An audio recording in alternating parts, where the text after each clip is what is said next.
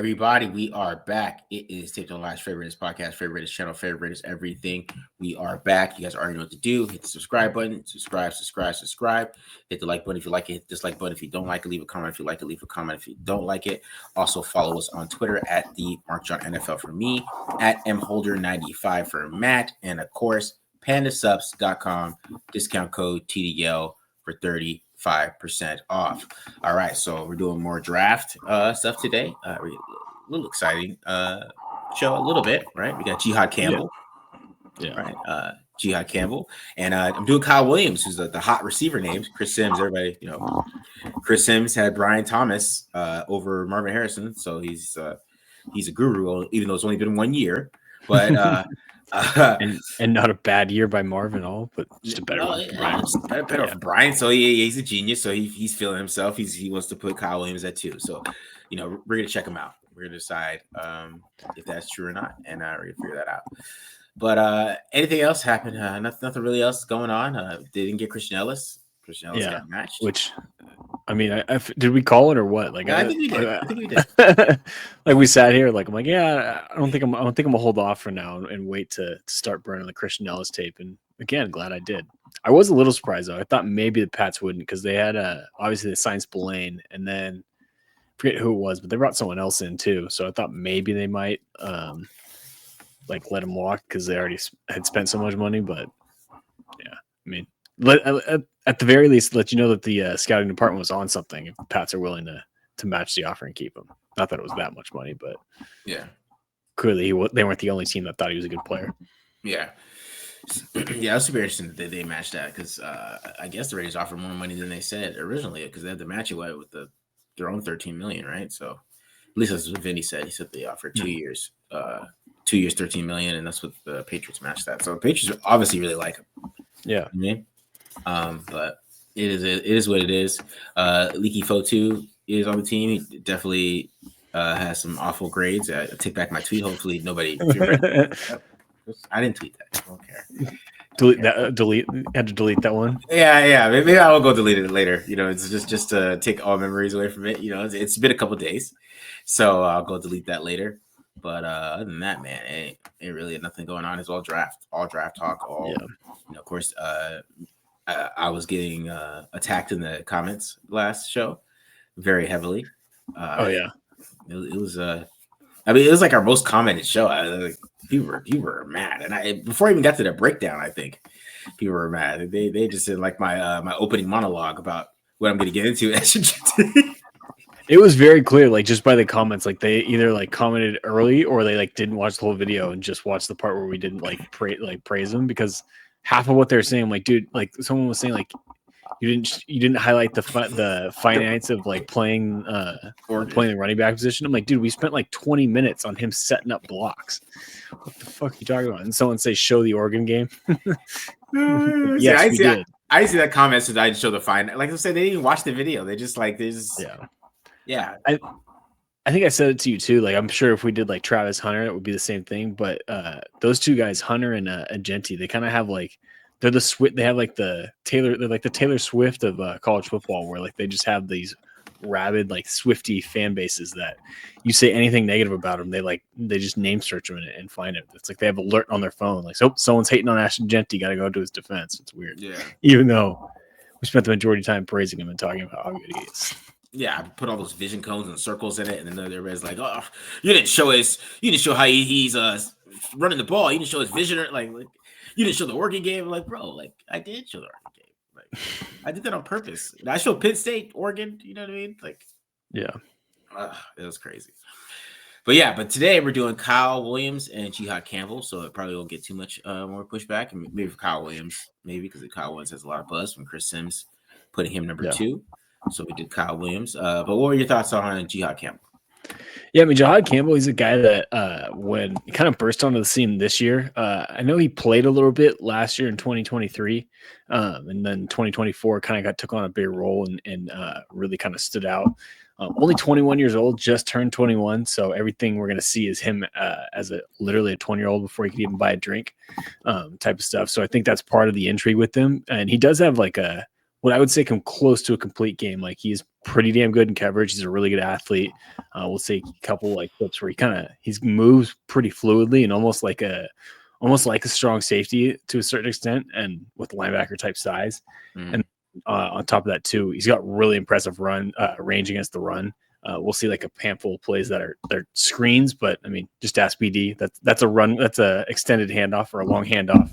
Yeah. All it really is, and like he'll be able to like chase guys down, like chase wide receivers down and stuff like that in the run game. And then against inside runs is kind of where he falls apart a little bit. Like he's one of those guys, like one of those linebackers where he can make offensive linemen miss when they climb up to the second level, but he's a little reliant on that. I'd say right now, like he's not quite as strong in like the way he takes on blocks. Like we'll see one example where he actually makes the play, but like there's a few things like he can do better where he's not quite as strong as you'd like him to be.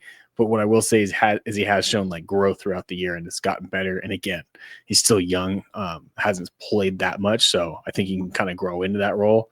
And on top of it too, like he can also contribute a little bit as a pass rusher. I think PFF, had him with like 20 pressures on 100 pass rush snaps last year.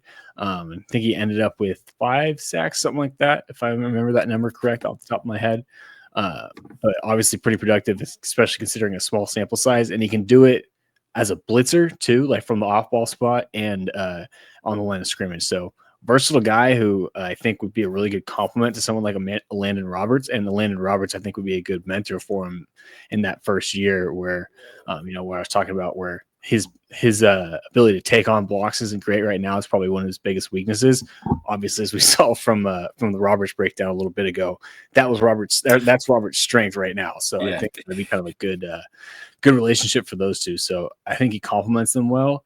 The biggest question is going to be, and maybe we get into this more at the end, where do you take him? Do you take an off-ball linebacker at 6? Is he worth the 6th overall pick? Do you try and trade back and play that game? Because I don't think he's getting out of the first round. I think that's pretty set in stone that he's at least a top 20 player. Is he a top 10 player? It's kind of the similar talk that we've had with guys like McMillan, Genty a little bit to a certain extent. But yeah, so that's kind of the one thing that kind of like makes you head scratching as far as a fit with the Raiders is he going to be around, or does it make sense for them to draft them where they're going to be at? Yeah. I'm like fully focused on Jihad Campbell because I was watching Malachi Moore and he would just flash off the screen at the time. You know what I mean? Like he got a sack against who did they play? I think Oklahoma, maybe it was I was watching. And then it was Missouri too. Like he was pretty dominant in that game. Just kind of just attacking and blitzing when he needs to, and he's a pretty good pass rusher too. Just a linebacker that's very athletic and has a lot of potential. Like, you know what I mean? Like that's what you like. And things like you're talking about. I mean, you could kind of grow into that a little bit. Those are things you could work on and kind of tell he's a little bit of a younger player. You know what I mean? And you could just rely on your athleticism in college. You could just dodge a guard and things like that. And NFL, you're not going to be able to do that. So, you just got to get better at some of those things. But yeah, the athletic potential is off the charts, and that's what when I say you're gambling, if they trade back to 11 or something, you're gambling on somebody. You want the athletic freak, which I was trying to talk about with Ashton Genty last week, but kind of the same thing. It's like you wanted a super athlete that has at least the athletic ability to play in the NFL, and then he can grow into a great player. Yeah, for sure. Yeah, my comp for Campbell is Tremaine Edmonds. Tremaine Edmonds, because if you remember Tremaine Edmonds when he was coming out of Virginia Tech, same kind of thing, like really good athlete. And Tremaine was like 19 years old when he got drafted or something crazy. Like he's about to be on his 3rd contract at 27 or something like that. So yeah, I see those two guys as similar trajectories, but so I'm doing Kyle Williams this week. Now Kyle Williams is super interesting because he got the Senior Bowl. I thought he stood out a little bit at the Senior Bowl. I mentioned his name a couple times to you, Matt. We were just sitting there like, oh, who's that guy? I look at the paper. Oh, that's Kyle Williams, and he was beating corners and stuff like that. And he's getting a lot of buzz because like what happened with Chris Sims. I think what stood out to me, which I didn't realize and I really haven't seen, is the yak that he has. His yak is crazy, right? He has crazy yak ability. Like you get the ball in his hands, he could do a lot of things with it, make a lot of guys miss. You can run reverses. You could do a lot of those things with him. He's a good route runner. I don't want to say it's great, but it's good. Is he could against certain corners he could just eat those guys alive. But when I watched him against Syracuse, if he wasn't inside against Syracuse, even though he's like 172 yards in that game, but I'm gonna show you what I mean. He had a run that was like 80 yards though. It was like, so kind of made up for a lot of it. Gotcha. He got the ball, took 80 yards, but it's things like that just because he's just not that he's kind of a leaner guy. So if you're a bigger, a little stronger corner, you can kind of manhandle him a little bit. And that's why I feel like that he'd be a more of a inside player, in my opinion, where he doesn't have to face against those bigger cornerbacks. He can face against a smaller slack guy and maybe can't get as physical with him as an outside guy. And so he can win a little bit more consistently outside. But the elements of the route running are there. It's just like he can get too what I would say, just too dancey, kind of gotcha. Too cute. Yeah, kind of like a little bit like Andy Isabella did when he was at the Senior Bowl. Kind of like just shaking and some of the things like.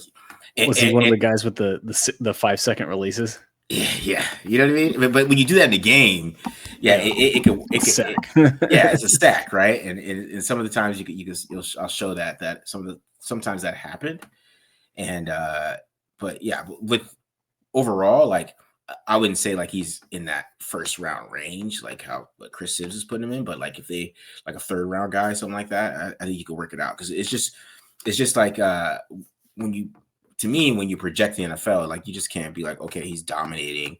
He was at Washington State 2 years when they're in the Pac-12, he didn't dominate, but when they're playing Mountain West teams, he's dominating. You know what I mean? You kind of have to look at it like that. I mean, people do that with Ashton Genty. I mean, you can kind of do that with Kyle Williams. He was super dominant against Mountain West and playing Utah State and Boise State and stuff like that.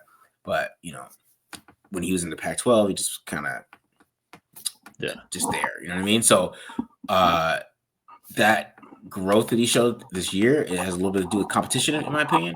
But I still think that he has a chance to be a good wide receiver in the NFL. It felt like if I had a comp, I want to think about this a little bit more, but I did when I was watching it. It felt like I was watching Josh Palmer at Tennessee. Okay. Yeah. Gotcha. You saw Josh Palmer. It's Josh Palmer was a good route runner coming at Tennessee. That's a big thing that people really liked about him, his ability to win and get separation. But when you get to the NFL, where do you play? Are you really a wide receiver one? Is that type of thing. Yeah.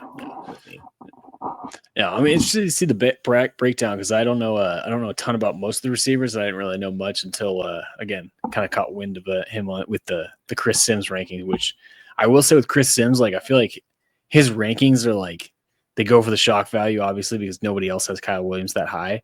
But I feel like he usually is a little bit more calculated with them, where it's not a massive reach where the guy ends up being a decent player, but it's just not the number 2 player at his position, if you know what I mean. He'll end up being a good player, but he won't be the clickbaity wide receiver 2, you know what I mean, in this type of class, that type of thing.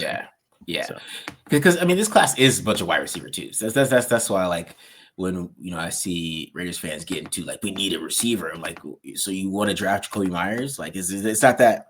It's not there's not that guy that I feel that would come in and dominate, become AJ Brown or something like that. You know what I mean? There's no guys like that I really feel in this draft. I mean, besides maybe some of the first round guys, but even then, it gets a little tough there. So, but yeah, I mean, no, it just felt like if he moved inside, he would be perfect. But gotcha. You know what I mean? It just feels like there's too many of those guys in this draft. So, but even Travis Hunter, when I watch Travis Hunter, I'm man, he'd be an awesome slot. You just got to think for slots, man. I guess so. Bro. You're thirsty for slots. It's always been your Achilles heel. Guess so, bro. I guess so. All right, man. Let's get to some Jihad Campbell first here, dude. And also, watch your hand. I guess the hands at the mic when you get your hands up here. I don't know, just mic. Oh my god, when I was messing with the mic, what was it doing? It just you could just hear it. You could hear you messing with the mic. Oh my bad. Okay, you good. All right, so we're gonna start with a few points of Campbell out in coverage here, And again, one of the things that I really like wanted to stress is just how like athletic and how fluid his hips are. Like you'll see on this one, like what he's going to do is do a great job of is keying Carson Beck's eyes here. And he sees Carson Beck wants to hit this little seam route. And if you watch, I'll back this up a little bit, like right about here, just that hip flip and like how sudden it is.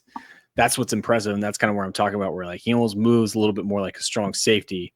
And on top of it too, we'll see here from the end zone, like he's going to go from the middle of the field and cover ground to get to basically the top of the hash mark on the other side of the field. So again, just stepping in the window, stepping in the passing lane and going up and making the play, getting the pick. Not a ton of backers who can make plays like that. And that's part of what I like about him is not only does he have the vision and the eyes and anticipation to read quarterback's eyes, but he also has the movement skills to be able to do something with it, if you will. Let's see which one we got here. See a similar type of thing again. Does a great job of reading Beck's eyes, like staring at Beck. And then at this point, recognize you might have seen that right here if you watch his head. Kind of takes a peek right there to see what's coming and steps to it to be able to take that away from Beck. And that forces the scramble. And then here's where the closing speed comes in. And also a pretty good open field tackler here. So when Beck tries to scramble on third down, he ends up being up there to make the play and get the stop to get off the field. Again, you'll get a good view of what he's looking at from the end zone view. See him step to the side there to take that dig away, and then just close on the quarterback. The other thing is he's because he's so damn athletic, he can match up and man pretty well against tight ends. Like you'll see him going up against number 7 here from Georgia, lined up in the slot. And I mean, he does a perfect job of, I'm going to open my hips to the sideline, protect against an in-breaker, but at the same time, but then when the tight end here runs the out route, you can see right here, like he's already breaking on it and then just drives on it and undercuts it to be able to get a PBU. Damn near got the pick there on that one. Again, like great job just reading it and then knowing exactly where to be in the right spot to go make the play on the ball. It's a little bit of what I was talking about with the screens. Again, great open field tackler and man coverage here against the back. Reads it. I don't know what Mason Taylor was thinking, not trying to block him, but either way, great close here from Campbell here to go make this play out in the open field. Think you get a CFL? Nah, just for a short gain. Can be similar to the one that we saw against Beck, where he just kind of we took away the route. But again, you can see the hips, see the ability to read the quarterback's eyes. Like watch, like once 16 starts to try and hit 0 here in the slot, he just starts collapsing on it, and that's what takes that away from Michigan's quarterback here. And then same kind of thing. See a little bit of the closing speed. This does go for a completion, so it kind of negates my point a little bit. But again, I mean, he's closing from beyond the sticks. Still at least gets in a spot where he can get in the quarterback's face as the quarterback throws it. So again, a little bit of example of the speed, which we get some even better examples on this one. Again, I know this is technically a pass, but trust me, this is a long handoff. This is a run play. Again, I mean, the speed here to go from damn near on the far hash at the line of scrimmage and then go catch a receiver at the sideline on the other side of the field. I mean, DB is not 16 of the DB is not catching him, and he hawks him down. Yeah, right. The DB, man. Good Lord. Yeah. More traditional outside run here. It does get a little bit of help here with with Alabama's defense kind of plugging up the play side. But again, he's going to be on the backside, covering the backside B gap initially. And once he reads it, I mean, he's in a great spot here where he's just waiting for the running back. Again, go and clean it up, go get the tackle. So you'll see a lot of this on his tape where he just kind of hawks plays down from the backside. And again, just a rangy linebacker who can really fit well into that will type of role right now. Give me another screen here. Again, this one started at the bottom of the midfield logo here. Again, same thing on the line of scrimmage. I'm going to be able to make the tackle against a wide receiver, mind you, at the top of the numbers. And also keep in mind that the numbers in college are wider than they are in the NFL. to paint the picture of his range. This time Michigan tries to get tricky with it. And this is actually part of it. What I was really excited about with this clip is one of the things that I had an issue with him in the beginning of the season when he was younger is he falls for a lot of the eye candy and kind of freezes. Whereas on this one, like you're going to see Michigan, they're going to fake the reverse once, then fake the dive, and then go to like another double reverse. But what he does a great job of just staying home, reading it, and then once he sees the ball, just goes and attacking and then just hawks it down. So this one actually kind of got me pretty excited because that showed me growth in his instincts, which is something that I think is still another work in progress. But that time, just didn't fall for it. It didn't fall for all the window dressing and ends up making a hell of a play. Again, starting from one inside or on the other side of the opposite hash and going out and making the play on the other side of the field for like a 2-3 yard gain. So again, if you want a linebacker that can chase down outside runs, Jihad Campbell is your guy. Wow. This one on the backside of a little CY counter. And what I like about this too is like you see like how he kind of comes down. He comes down once the center pulls and takes care of his responsibility here in the A gap. And then once he sees the running back commit to the play side, he's working laterally, and like you'll see a good example of how just smooth. I'll let this run to let you guys see it, but just how smooth and how quickly he can cover ground laterally. And again, from the backside, ends up making the tackle on an outside run for a short gain. Just kind of the special athleticism that he brings to the table. That's why he does them shuffle drills, kids. Exactly. I'm disappointed. I don't think he did the 3-cone and the short shuffle at the combine, but I'd like to see those times, whatever he did. Now, this is a little bit what I was talking about at the beginning of the show against inside runs, where this is a great move to be able to make this guy miss. Like you'll see this, like he's technically responsible for this A gap, and he does cheat a little bit to work across the center's face. But that little subtle move, like right here with that little shoulder dip, and then combined with his quickness, makes that guy miss and completely whiff on the block and ends up getting the TFL. This time I'm going to take on a block and show a little bit more strength and a little bit more power. Like this is what I'm talking about where I think his growth is. But what I will say is part of the reason why the quarterback cuts it up this way is he does over pursue a little bit. Like I'd like to see him stay on this side of the block and take it on that way. And that's part of the reason why the quarterback's able to get some extra yards after the contact. But from the standpoint of him showing off his upper body strength and being something to work with as far as taking on blocks, it's an excellent rep. I mean, can't ask for a better strike to be able to escape. Similar type of rep here. This is the one I was talking about too, where I'm happy to see him make plays like this, but there's still some stuff to clean up. Like if you watch how he takes on this block, first of all, just way too high. I know he does reset here a little bit right before the point of attack, but like when he actually makes contact, like he's already got his hips uncorked. Mm-hmm. And I mean, he's taller than this offensive lineman. I don't know how tall that offensive lineman is, but at the but point being here, the leverage battle isn't great. And on top of it too, like see if I can get it. You can see his hand right there going to be pretty wide.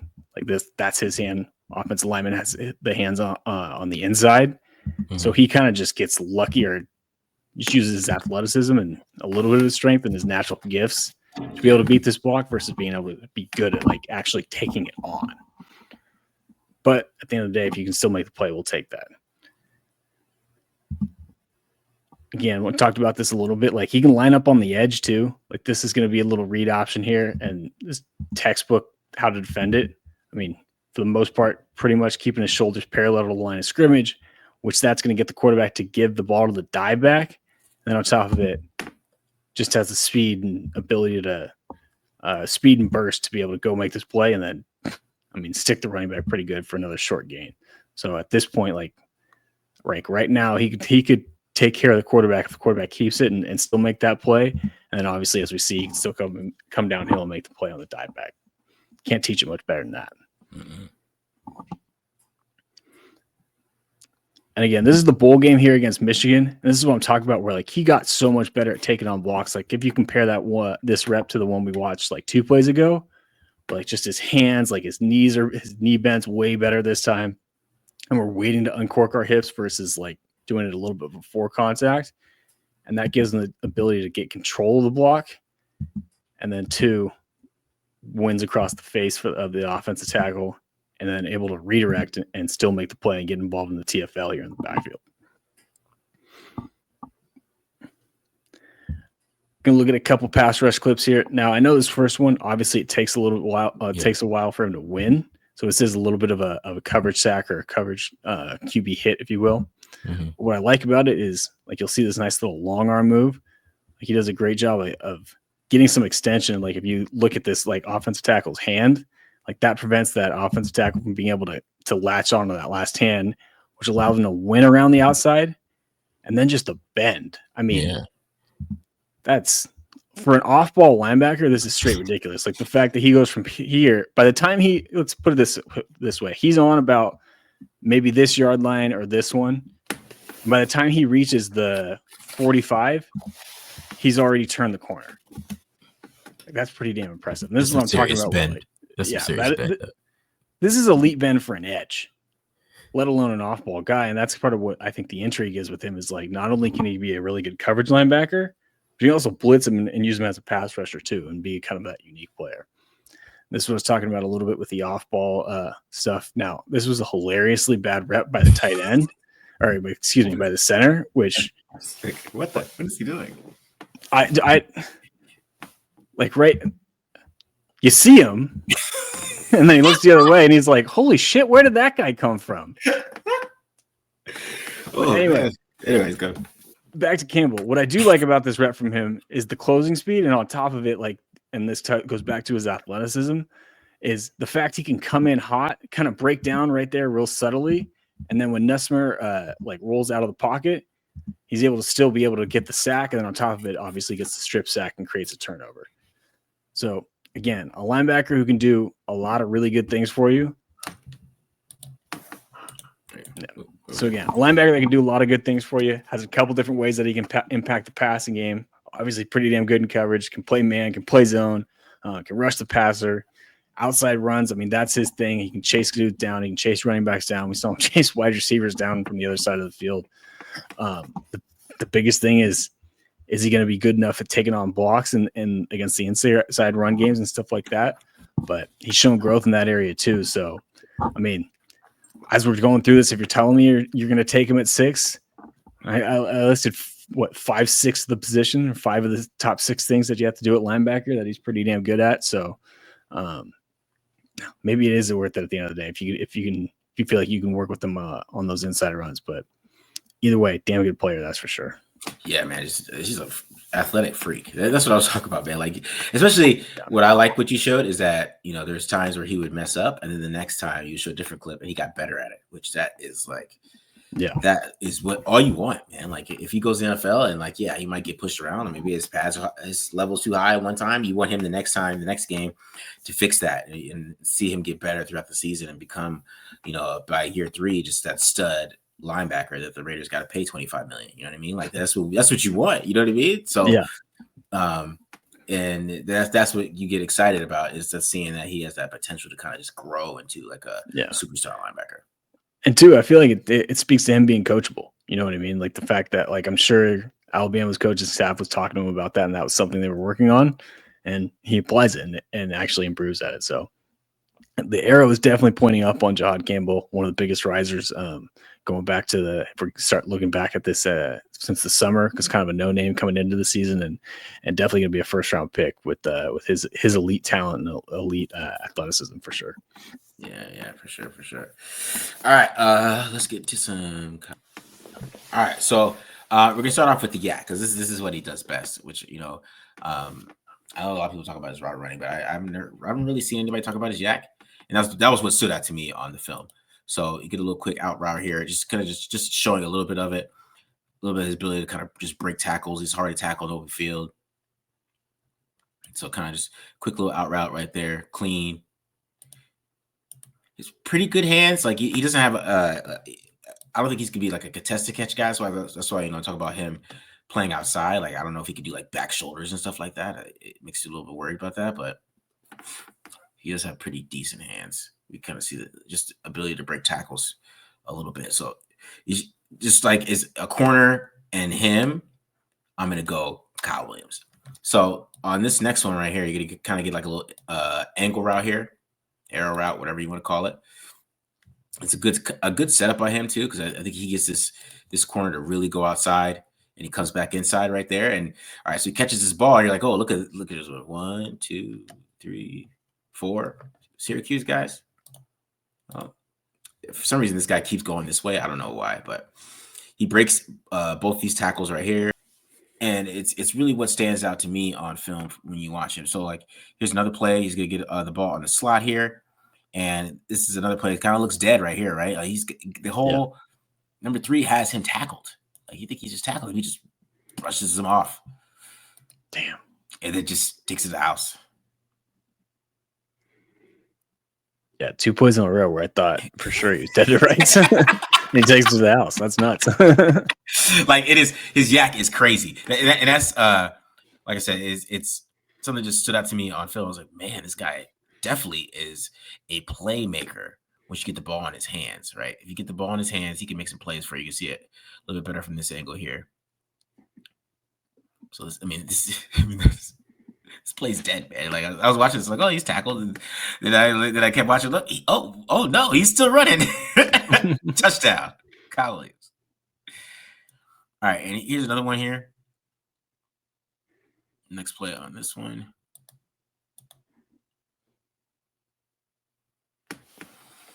Kind of another just a little quick pass to him to get the ball in his hands. Kind of see a little fluid, right?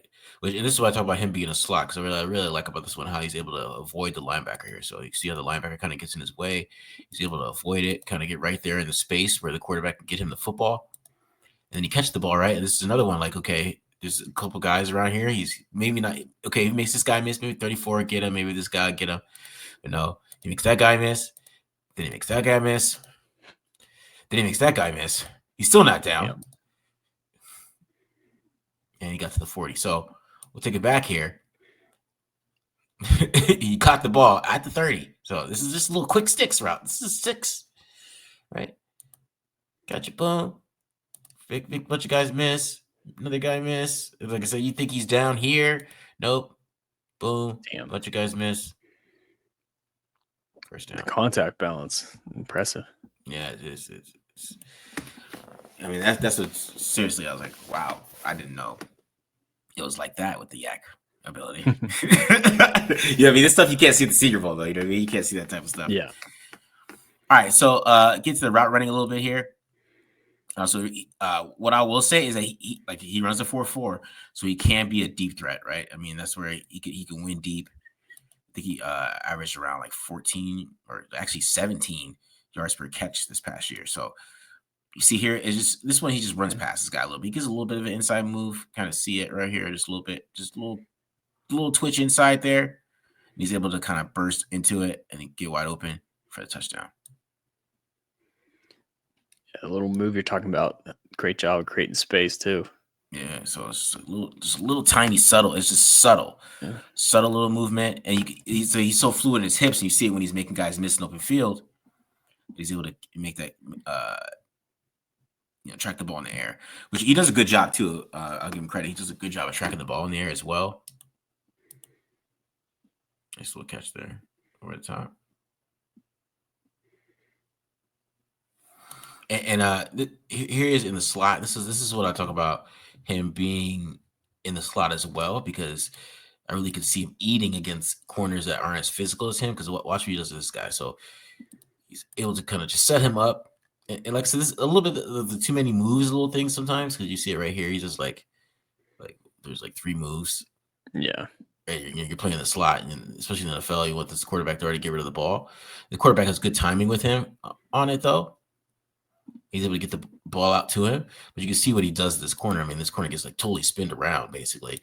He's in the chase, and then the dude ends up falling because he's so much in the chase. But he does a good job of tracking this football and then expecting the hit too. So because you got the safety coming over, that might give him a little pop there. Does a good job of embracing it, catching it, taking the hit, getting the first down. So watch over time. That's just so like I said, it could be a little bit too many funky moves. You could say that, right? But you see how you just worked that dude, got open. Yeah, nice little play there. All right, you see here another one. He's gonna win here, but this one, people might get mad at me about this one with the hands on this one, but it is what I'm talking about, like him being able to make contested catches. So this is a good release here, right? You see him kind of get square there, right? Like I said, there's a little bit of the shakies in there, too much, but it works here. Now this is a bad ball, right? And you'll notice they switched quarterbacks at the end of the year, and he had like 172 against Syracuse with a better quarterback. But because Nice. it is this is a really bad ball. It really like just drops on him.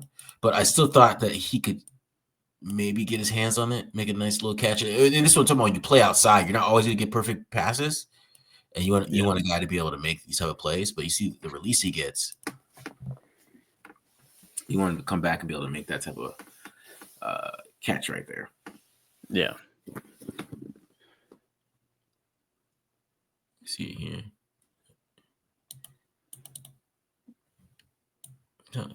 Might hit that guy in the arm a little bit, maybe. But yeah, I can see what you're saying though. Yeah. All right, and this is one of my favorite routes from him. Here on this one,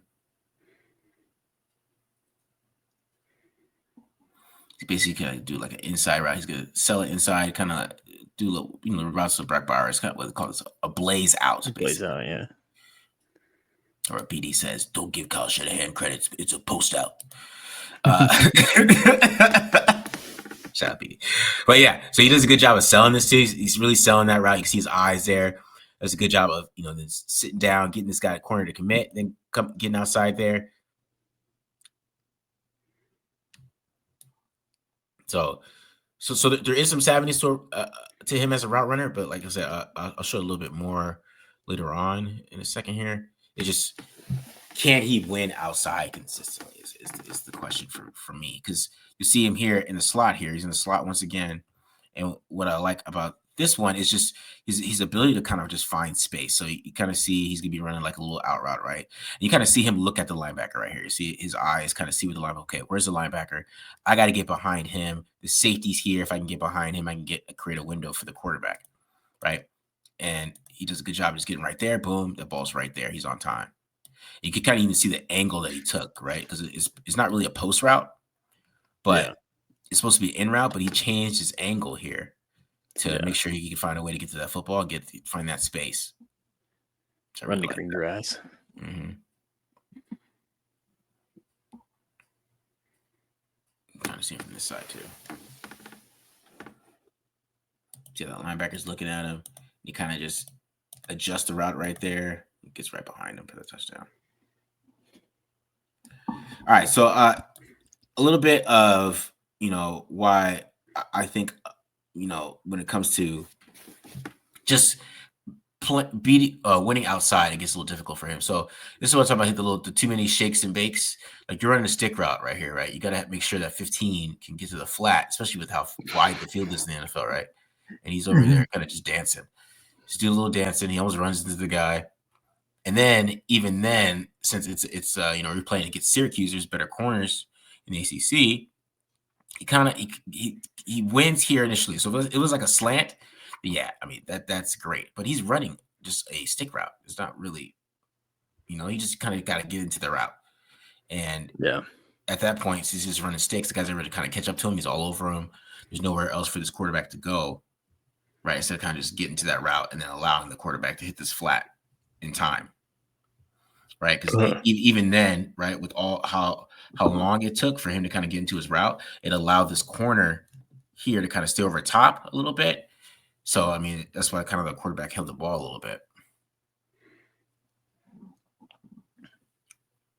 All right. So, and then here it is again, him against the same corner, number 3 here. And you kind of see this time, like he can't even really get the shake and bacon on it. You can kind of maybe say this is a little bit of a pick, but I don't look at it that way that much. But because he's trying to get to the stick route here. But you kind of see that corner is still all over him. Like there's really nowhere for this quarterback to go here besides trying to get this ball to the flat. But he can't get it there because his linebacker's coming over there. And then he's not really getting any separation here, or any like really winning. And that's what I'm saying. Like he doesn't have a lot of play strength, in my opinion, which is weird. You saw him break on those tackles, but when it comes to beating press outside, it's just different. Yeah. I said he had a way better quarterback. The quarterback just way better. See the guy hitting that dig in the backside. but yeah, it's just small things like that is why I feel like that you have to play him inside more than you have to play him outside. And this last clip here.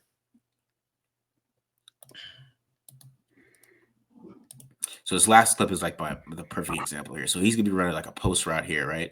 And this quarterback is really want him. I think a safety comes up over the top from the backside. So they're playing little quarters here, basically.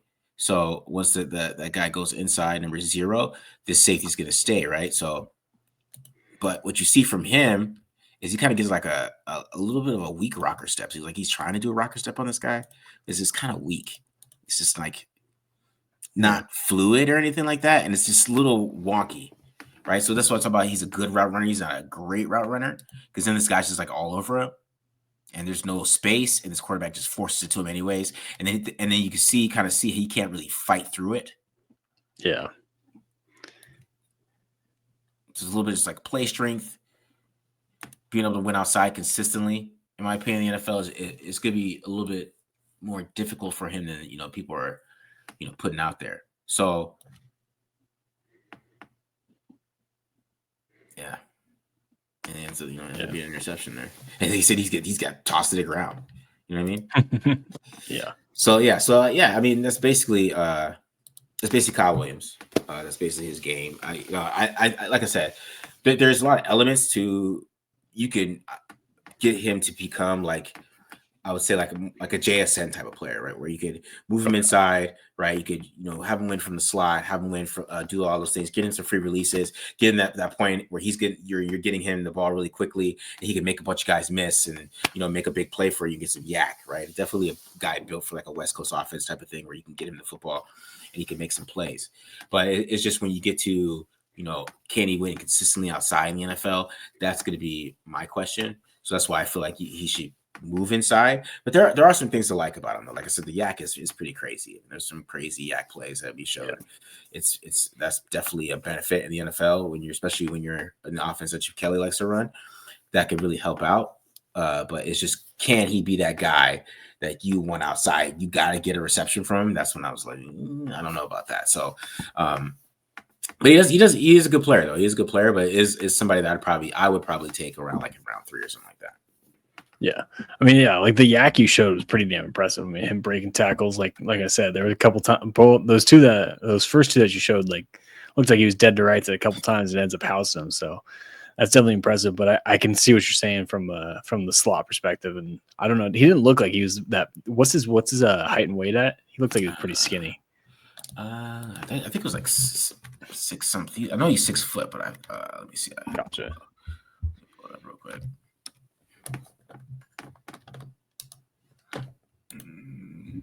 He is 5'11", 190.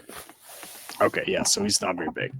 Yeah, and that makes sense. Like the one, like you were showing at the end there, like two, like the other thing, I'm like, the part of it's the strength, and two, like I'd like to see him hand fight a little bit better. Like he kind of just like let the guy hold on to him and like wasn't able to restrict him from being able to going up and high point the ball. Like I'd like to see him have a little more fight and try and knock that guy's hands off him too. So, but definitely like you said, definitely a hell of a yak, dude. That was for sure. Yeah, and that's what really stood out to me the most. But I just don't see him like being like a stud outside. I'm gonna win all the time. Like I need you to win. It's the fourth quarter. I need to win. Like I don't think he's gonna be that guy. But there is some things that he can come in and be get at in the NFL and really help you out in your offense. Yeah, for sure. All right, guys. Well, that's the show. You did Kyle Williams, Jihad, Campbell. We'll be back doing some more drafts this weekend. Getting some more offensive defense. Also check out Ashton Genty. You can go yell at me some more for that one. Also, don't forget about Alfred Collins. There was not a comment about Alfred Collins. I just wanna say had a that. feeling that was going to happen. No one's going to care about the nose tackle. Everyone's going to care about the fantasy football guy. If you didn't get a chance to go watch Acid Jetty, Alfred Collins last week, make sure you go watch that. It was a good film. So don't forget about that because I don't want anybody asking me about Alfred Collins, the Raiders drafted him. He was in the Aston Jetty episode. You all just no one cared about it. Or nose tackles, man. No one cares about the nose tackles. No one gives a damn about the nose tackles. All right, so but yeah, go ahead, check out those episodes, and like I said, the rest of the draft episodes and the free agency episodes we got out here. And yeah, that's about it. We'll be back this weekend. You're doing Friday Night Live again on Friday, and then of course we'll be back with on Sunday with some more draft stuff. So just be on the lookout, guys, and hit the subscribe button, subscribe, and we're out of here. Peace.